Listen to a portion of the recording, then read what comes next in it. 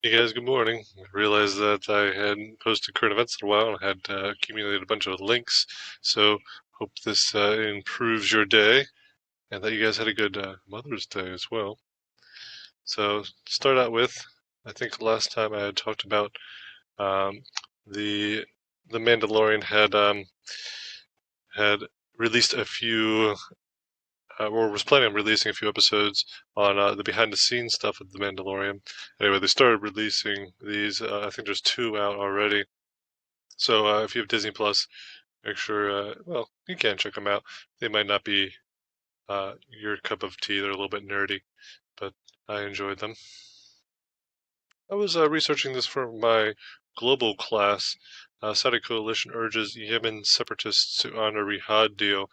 Um, so I don't know if we talked about this too much in current events in the past, but there has been ever since 2011, really, since the Arab Spring, there has been unrest in Yemen, and it's kind of a complicated situation where we have different factions um, within Yemen vying for power, and of course Saudi Arabia is their big neighbor, also trying to throw its weight in behind some of this stuff.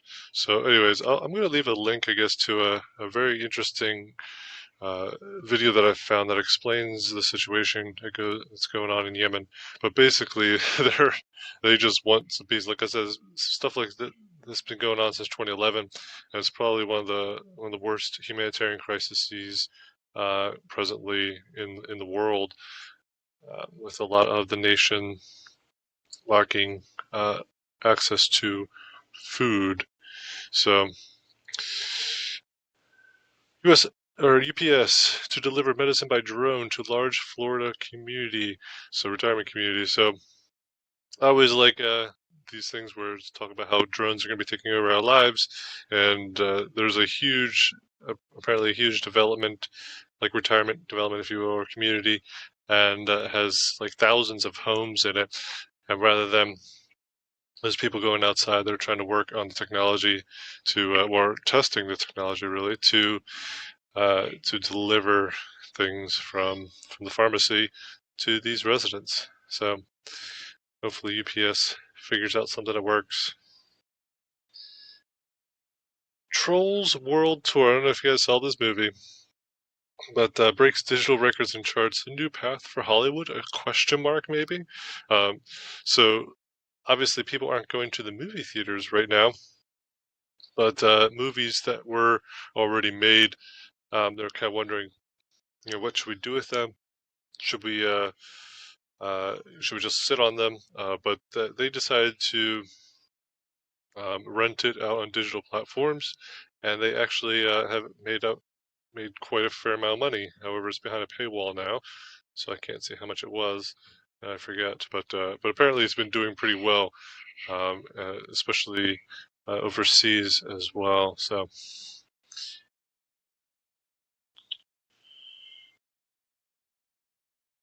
So I was looking at trying to maybe get my kids a Nintendo Switch because, with all this time at home, I thought maybe it'd be fun to try. Ooh, excuse me.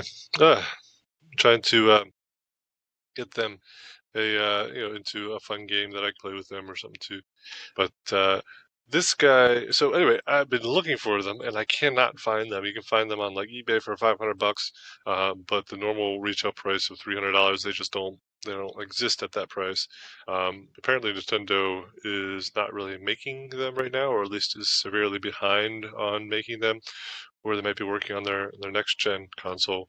But this guy, he it's just a teen who made a computer application, a robot, if you will, a bot that was looking for deals for him and his friends.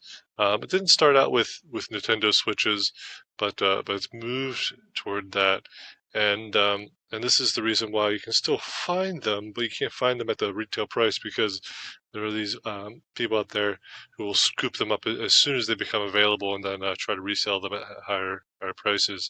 So anyway, thankfully we were gifted a Wii from a neighbor who was no longer using it. So we are enjoying that. Low oil prices may kill off the next nuclear boom before it begins. So anyway, this is I'm always interested in nuclear power developments because I think that's the real solution to our long-term energy needs.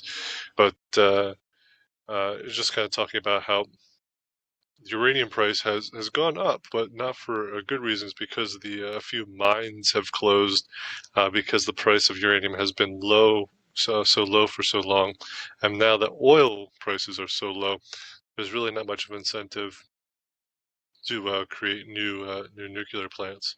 So just a little interesting cause and effect there. Baseball returns, not to the United States, but to Taiwan. Cardboard cutouts in the stands. So I thought this was funny. I did stumble across a little video though. I didn't bookmark it, but yeah, they played. They had music. They had an announcer. They were filming, broadcasting the game, I should say. But the stands were just this, which I think was kind of funny, but creative. Uh, I always mispronounce this guy's name. What, Taika Waititi? Maybe something like that. Anyway, he's a guy who he won an Oscar for Jojo Rabbit. He also directed Thor Ragnarok, for which he is probably pretty most well known. He's also slated to direct the next Thor film, Love and Thunder.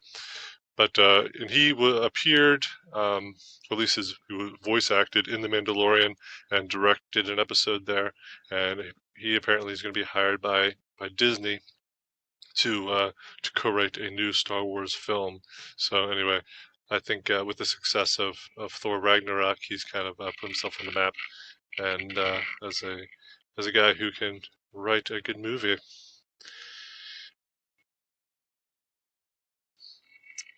Pulitzer Prize winners. So Pulitzer Prize are prizes given out in like journalism and literature and things like that.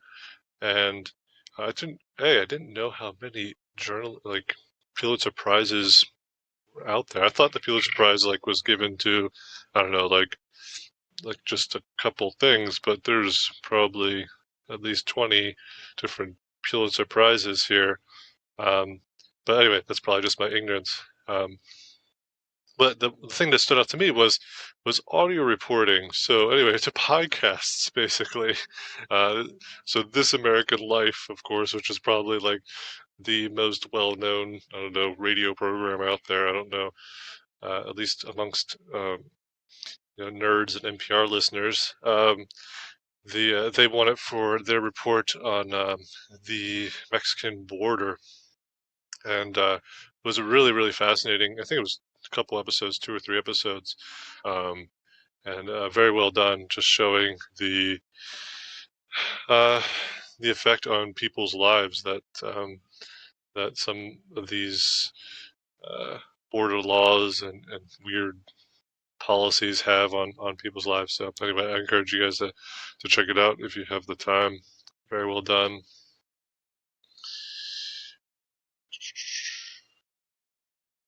Irish repay the Native Americans for their generosity. So I thought this was interesting. A fundraising effort for Native American tribes hit hard by coronavirus pandemic has received numerous notes and contributions from across the Atlantic. So a GoFundMe page for the Navajo and the Hopi has raised $2 million from people in Ireland. They say that in 1847, 60,000 Native Americans gave $5,000 to the Irish.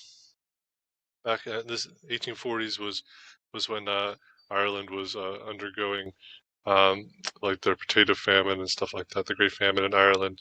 And so anyway, I thought this was kind of fun. Over 100 years later, they're repaying the favor indirectly, I suppose.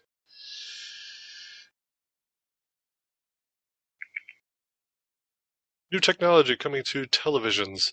So I don't know if you remember 10, 15 years ago, you needed to get a digital tuner box for your television in order to receive anything over the airways if you guys have antennas. But they're looking to upgrade again to 3.0 version, and this will allow for more resolution and should allow for greater range, so more people will be within. We're just outside of the range, so I can't say I tried at my house. Maybe if we did put up an antenna, but maybe for a little higher elevation. But my parents' house growing up, we always had really good reception because of the location. But we're just kind of the outside suburbs of Philadelphia, so this will it's kind of interesting to read about. It will probably work in conjunction with your internet connection if it's possible. To maybe personalize ads for you, but I don't think it's going to be a requirement. But it might be kind of like an option that might make the experience better for you. And anyway, just in this time where a lot of people are trying to get rid of cable because it's so expensive, this is going to be another option that might be coming in a couple years for people. Oh yes, we all heard about the hornet's The nest. sting of the Asian giant hornet can kill, and that's not just an expression of speech, but the tough truth earning them the nickname murder hornets. Entomologist Dr. Chris Looney explains. Every year there Yeah, the reason I just really like this guy. This is the reason why I flagged this tournament. are people in Japan that are hospitalized for multiple stings, and some even die. But he says the death toll numbers from these hornets, which can grow bigger than 2 inches, need to be put in context. But on the grand scheme of risk to human health, it's low compared to all the other stuff we do every day. I think if you look at mortality statistics, falling in your home is still far more risky, and we don't report murder ladders to the Home Depot. So Their threat is particularly vicious to honeybees. They crawl into the hive and rip off the heads of bees, and are capable of wiping out an entire hive in hours. And it's this threat to bees that has local beekeepers and government agencies extremely worried. The hornet is native to Asia, but it was spotted in North America last year. So anyway, kind of crazy. We'll see how it goes. Oh, this one is a fun one. Maybe I should save it for last, but this next on my list. I had never ever seen anything like this before. This is a. Die haben auch noch an Lukas Buxot und ja, wir kommen It's like bicycle soccer. zum Grande Finale bei diesen Weltmeisterschaften. Garantiert ein mega cooles Finale. The Germans versus Jetzt die Österreicher auf dem Feld. Austrians. Markus Schnetzer.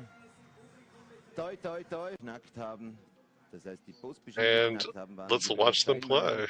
Anschließend waren dann die Gebrüder King. Dann kamen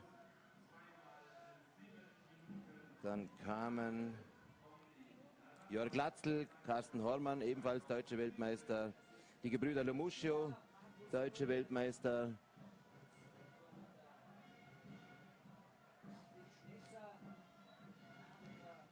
So, also es geht Gebrüder los. Pfaffenberger. Ja, es geht jetzt Thomas los. Abel, Christian Hess, Matthias König, Uwe Berner und dann kam Patrick Schnetzer. Zuerst mit Dietmar Schneider. Yep, guys, Thiago it's Schiemer, bicycle 2011. soccer.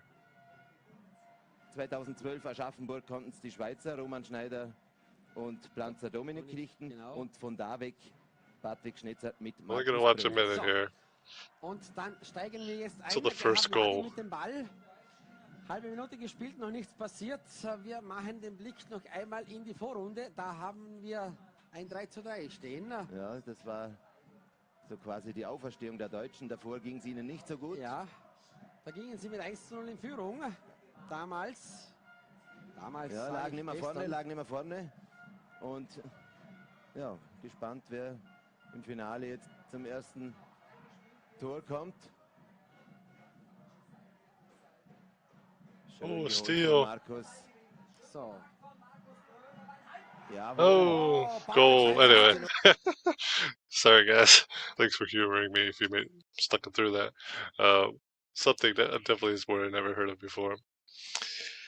Alright guys, why farmers dump food and groceries while Americans' stores run dry.